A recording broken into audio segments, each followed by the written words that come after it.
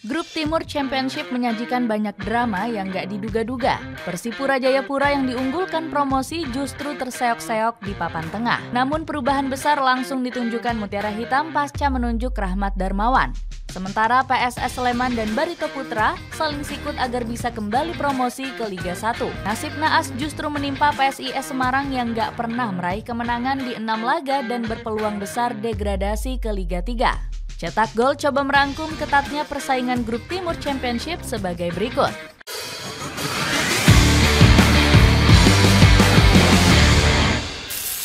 Kembalinya tim klasik yang berusaha promosi.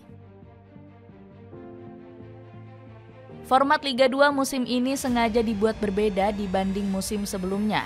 Selain berganti nama menjadi Championship, kompetisi ini membagi dua wilayah Grup Barat dan Grup Timur. Masing-masing grup berisikan klub klasik yang membuat persaingan menjadi ketat. Grup Timur menjadi pusat perhatian lantaran dihuni 3 tim yang terdegradasi dari Liga 1 pada musim lalu. Mereka adalah PSS Sleman, Barito Putra, hingga PSIS Semarang. Nggak heran ketiganya memulai persiapan dengan sangat matang agar bisa kembali promosi ke kasta tertinggi.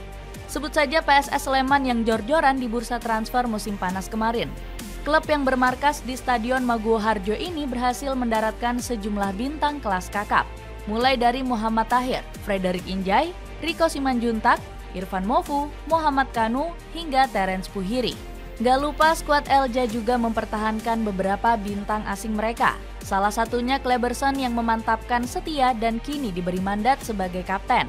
PSS juga merombak total kepelatihan dengan menaikkan jabatan Ansyari Lubis sebagai pelatih kepala. Karena Coach Peter terhalang regulasi, kita mengikuti tim lain yang pernah seperti itu. Di Indonesia bukan sesuatu yang baru.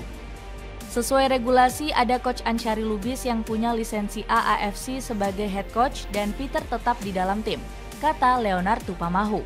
Ansyari merasa terhormat dan menyebut akan berjuang sekuat tenaga menuju Super League. Saya mau mengatakan PSS di Liga 2 ini sangat fokus. Kalau bisa kita cuma 1 musim saja di sini. Benar saja, PSS kini tampil dikdaya dan belum terkalahkan di 6 pertandingan beruntun.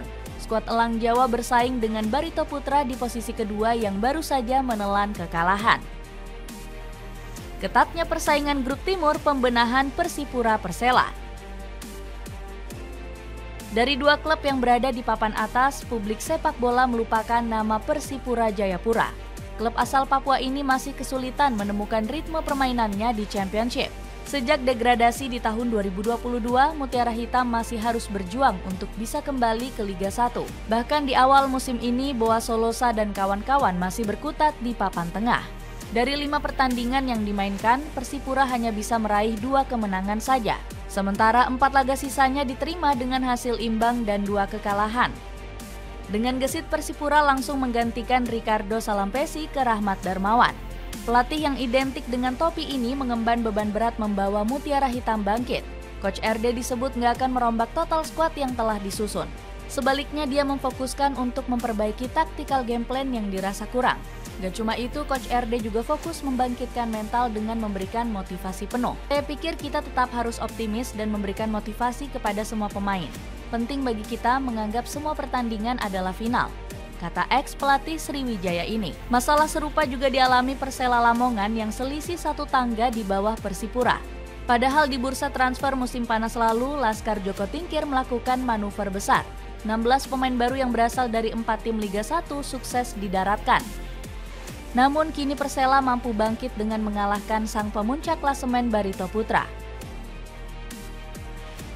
Dapatkan sepatu sneakers super kece yang bisa kamu beli dengan harga mulai dari 117 ribuan.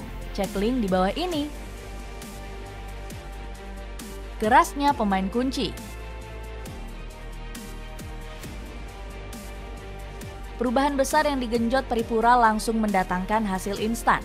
Skuad Mutiara Hitam berhasil mendulang kemenangan di laga debut bersama Coach Rahmat Darmawan. Hebatnya, misi tersebut dijalankan Persipura dengan bermodalkan 10 pemain kontra Persiba Balikpapan. Beruntung Mutiara Hitam masih punya sejumlah pemain kunci seperti Ramai Rumake. Persipura juga masih bertumpu dengan sosok legendaris Boaz Solosa. Ex-penyerang timnas Indonesia ini masih dipercaya bermain penuh di usia 39 tahun. Komposisi Mutiara Hitam ini cukup berbeda dengan PSS Sleman yang banyak mengandalkan pemain asing. Sebut saja seperti Gustavo Tocantins dan Frederick Injai. Dua bintang asing ini baru saja mencetak brace dalam pesta kemenangan 5-0 kontra PSIS Semarang. Keduanya bahkan saling sikut untuk menjadi pencetak gol terbanyak di Championship. Tak lupa PSIS masih punya stok pemain berpengalaman seperti Kim Kurniawan serta Rico Simanjuntak. Hasilnya Elang Jawa bertengger nyaman di puncak klasemen dengan 6 kemenangan. Di sisi lain, Barito Putra juga nggak mau kalah dengan skuad mewah PSS Sleman. Saat ini Laskar Antasari masih membuntuti sang rival di posisi kedua. Tim asal Banjarmasin ini masih berpeluang mengkudeta peringkat pertama karena punya komposisi gila. Sebut saja duet kokoh Renan Alves dan Fabio Beltram di jantung pertahanan. Berkat keduanya, gawang Barito Putra semakin susah ditembus dan baru jebol 1 kali. Selain itu, masih ada pula talenta lokal seperti Iqbal Gwijangge, Gianzola, dan Bagus Kahvi. Komposisi ini makin lengkap dengan kehadiran Jaime Moreno yang sudah mengoleksi 4 gol. Prediksi tim degradasi. Persaingan ketat di papan atas Championship tak bisa dirasakan oleh sejumlah tim potensial. Beberapa klub bahkan hampir dipastikan degradasi karena rentetan hasil negatif. PSIS Semarang saat ini menjadi tim yang cukup rawan karena menempati posisi terbuncit. Laskar Mahesa Jenar hanya sanggup mengoleksi 1 poin dari 6 laga. Catatan ini jadi yang paling buruk di antara semua kontestan Liga 2 termasuk Sriwijaya FC dari grup Barat. Penurunan prestasi ini cukup mengejutkan karena PSIS masih bermain di Liga 1 musim lalu. Hal ini kemudian memancing amarah dari para supporter yang gak puas dengan manajemen. Sejumlah penggemar mendesak Yoyok Sukawi untuk mundur dari jabatan CEO. Sang pemilik dinilai gagal membawa tim berprestasi dalam beberapa tahun terakhir. Mulai dari perekrutan pemain yang serampangan, sampai pengelolaan keuangan yang penuh tanda tanya. Namun PSIS bukanlah satu-satunya tim yang terancam lengser ke Liga 3 musim depan. Persipal Palu dan Persiku Kudus juga bernasib serupa dan sedang terpenjara di peringkat 8-9. Prestasi jeblok ini merupakan buntut dari kurangnya gerak manajemen selama bursa transfer musim panas. Keduanya mengandalkan pemain uzur yang dianggap sudah habis. Selain 3 tim tersebut, Persiba Balikpapan juga terancam degradasi musim depan. Tim Beruang Madu selalu kalah dalam 3 laga terakhir dan cuma mengoleksi 6 poin.